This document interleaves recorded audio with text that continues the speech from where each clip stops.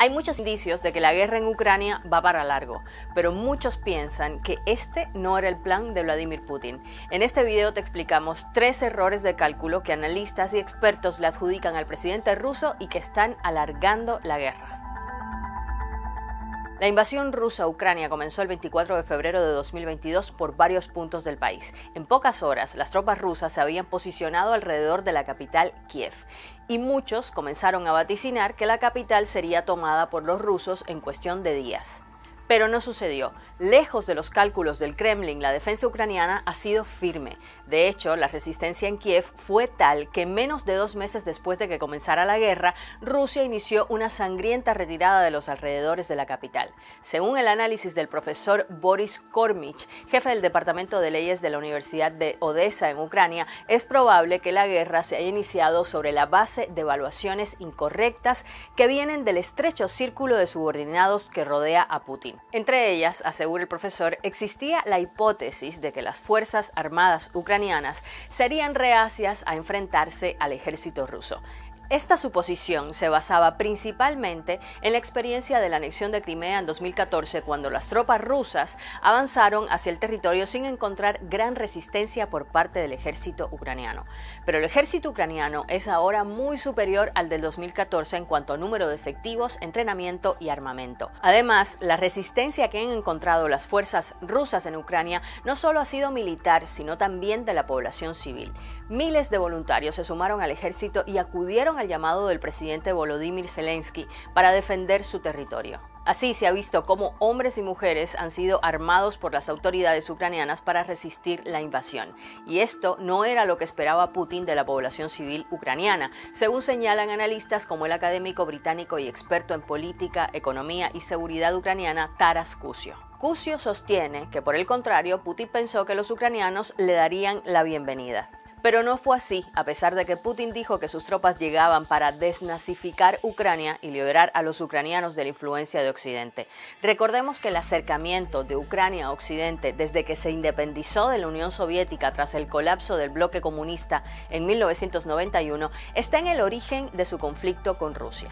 El otro error de cálculo que le adjudican a Putin en esta guerra tiene que ver precisamente con la reacción que ha tenido Occidente, que ha tenido una respuesta conjunta ante la invasión rusa de Ucrania.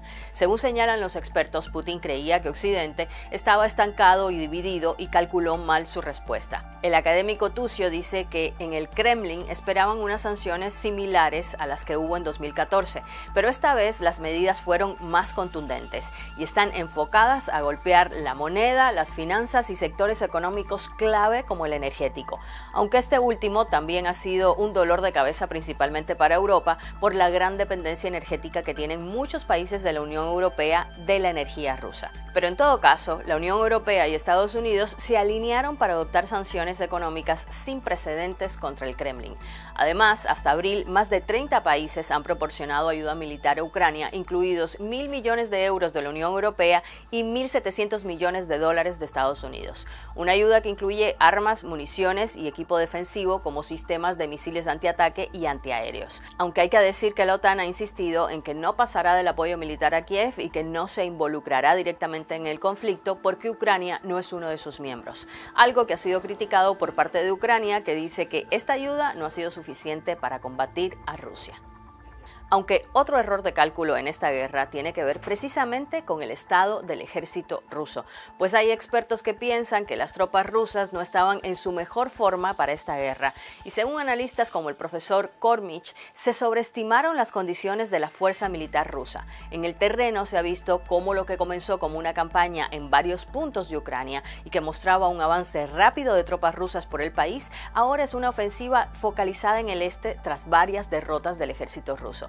Y aunque no se conoce exactamente el número de bajas en las filas rusas, el propio Kremlin habla de pérdidas significativas. Desde el 25 de marzo se dejaron de reportar oficialmente los soldados muertos y heridos. En esa fecha habían muerto en la invasión a Ucrania 1.351 soldados rusos, según los datos del Kremlin.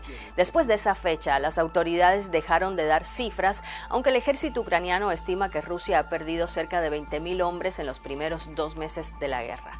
Lo otro que parece difícil es el reemplazo de estas pérdidas, según concluye un reporte del Instituto para el Estudio de la Guerra sobre el estado del ejército ruso publicado en marzo de 2022. En este informe se explica que aunque Rusia puede movilizar más efectivos de reserva, una gran parte de ellos carece del entrenamiento militar adecuado para enfrentar un conflicto como el de Ucrania. Es así como estos errores de cálculo podrían estar haciendo esta guerra más larga de lo que pensaba el Kremlin. Bueno, y como siempre, la peor parte se la lleva la población civil. En un informe de la ONU se reporta que en solo 2 meses más de 5 millones de personas han tenido que abandonar sus hogares y su vida en Ucrania por esta guerra.